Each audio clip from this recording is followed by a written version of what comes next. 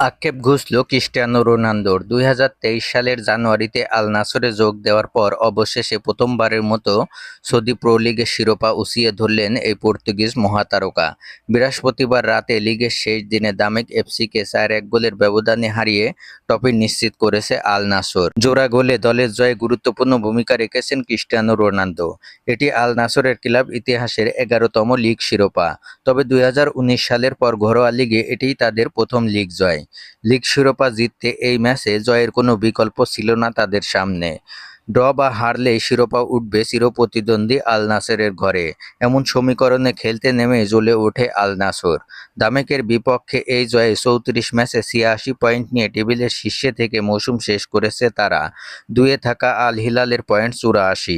গত সপ্তাহে Brazilian goalkeeper বেন্তোর অবিশ্বাস্য ভুলে শেষ মুহূর্তের গোলে আল হিলালের সঙ্গে ১-১ গোলে ড্র করে শিরোপা নিশ্চিতের সুযোগ হাতছাড়া করেছিল আল নাসর। এরপর গত শনিবার এএফসি চ্যাম্পিয়ন লিগ 2 এর ফাইনালে জাপানিজ ক্লাব গাম্বা ওয়াসাকার কাছে ১-০ গোলে হেরে শিরোপা হাতছাড়া হয় তাদের। তবে এবার ঘরের মাঠে সব হতাশা ঝেড়ে ফেলে শেষ হাসি হেসে মাঠ ছাড়ে রোনালদো, সাদিও মানেরা। ম্যাচের শুরু থেকেই দামেক এফসিকে এদিন চেপে ধরে আল নাসর।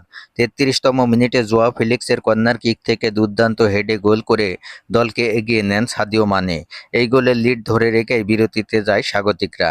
বিরতির পর ৫১তম মিনিটের মাথায় বক্সের বাইরে থেকে বাঁ পায়ের জোরালো শটে ব্যবধান বাড়ান সাবেক চেলসি ও বায়ার্ন মিউনিখ তারকা কিংসলে কোম্যান।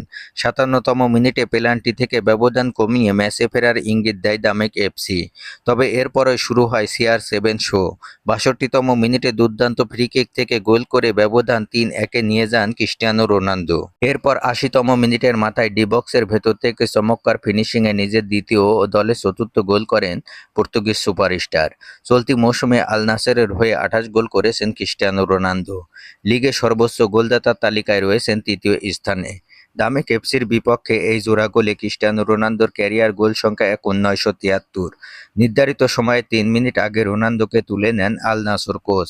এ সময় পুরো স্টেডিয়াম দাঁড়িয়ে হাততালির মাধ্যমে অভিবাদন জানায় তাকে। শেষ পর্যন্ত ৪-১ গোলের জয় নিয়েই শিরোপা উল্লাস করে আল নাসর।